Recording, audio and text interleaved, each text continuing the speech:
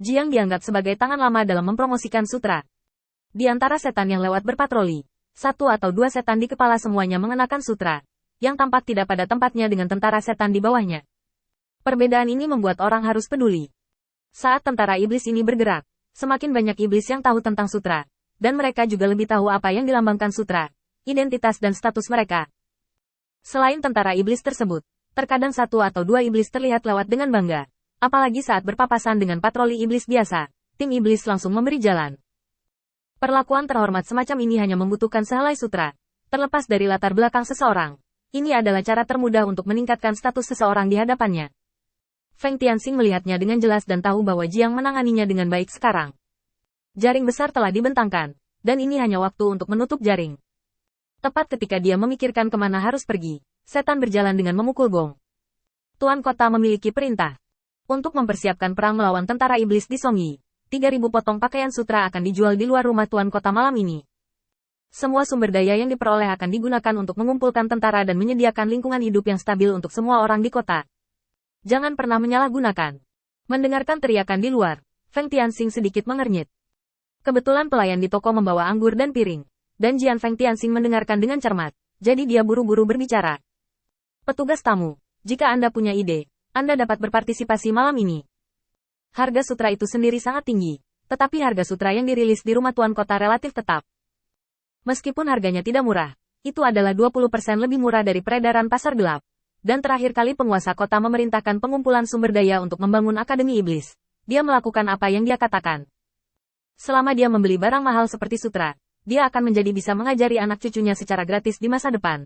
Anda juga melihatnya tadi. Sampai jumpa. Sebagian besar iblis yang mengenakan sutra di jalan adalah dari kelompok itu.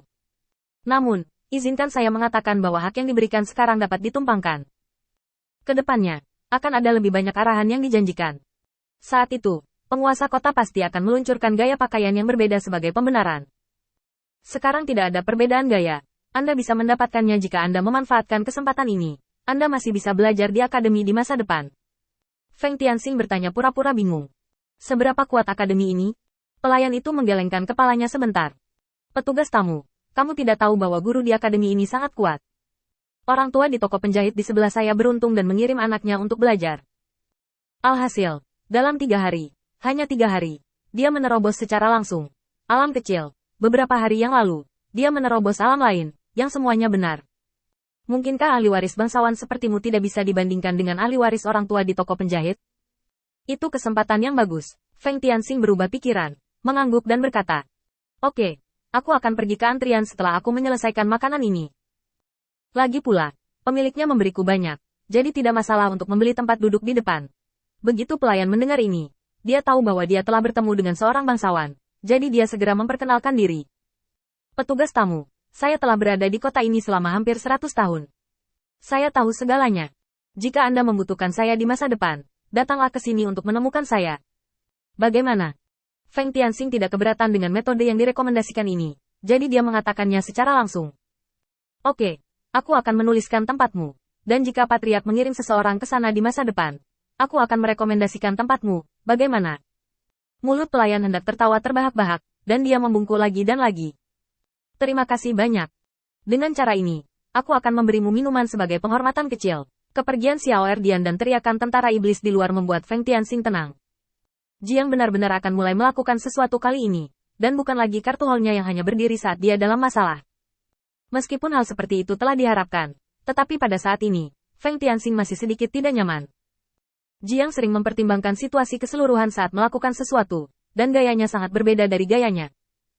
Saat dia meminum anggur yang lemah dan mengagumi orang yang lewat di jalan, setan masuk ke dalamnya dan duduk di meja.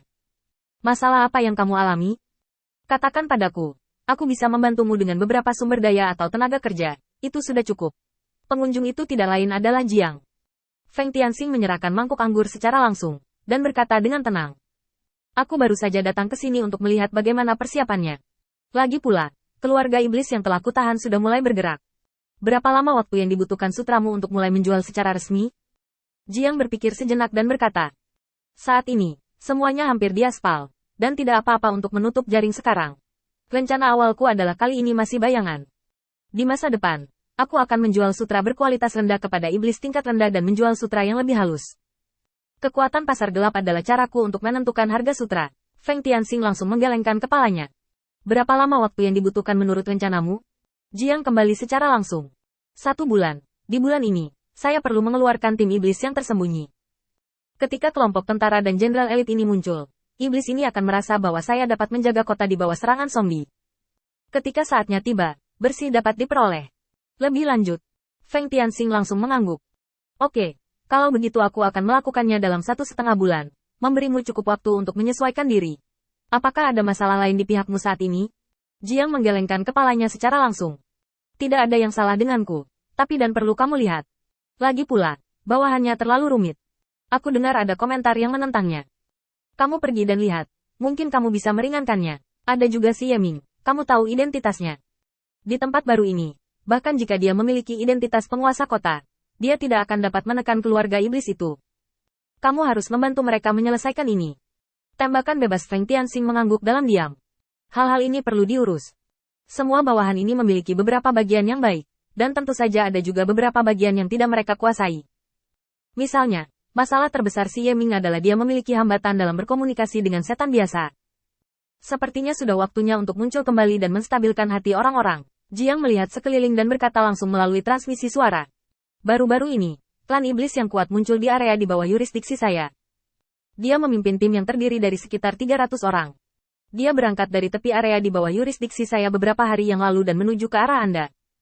Dia baru saja kembali pagi ini. Anda berhati-hatilah agar orang-orang ini mungkin Anda berada pada posisi yang kurang menguntungkan. Feng Tianxing sedikit mengernyit. Jumlah orang yang tidak diketahui Song Yi sebenarnya mendapat informasi akurat dari Jiang.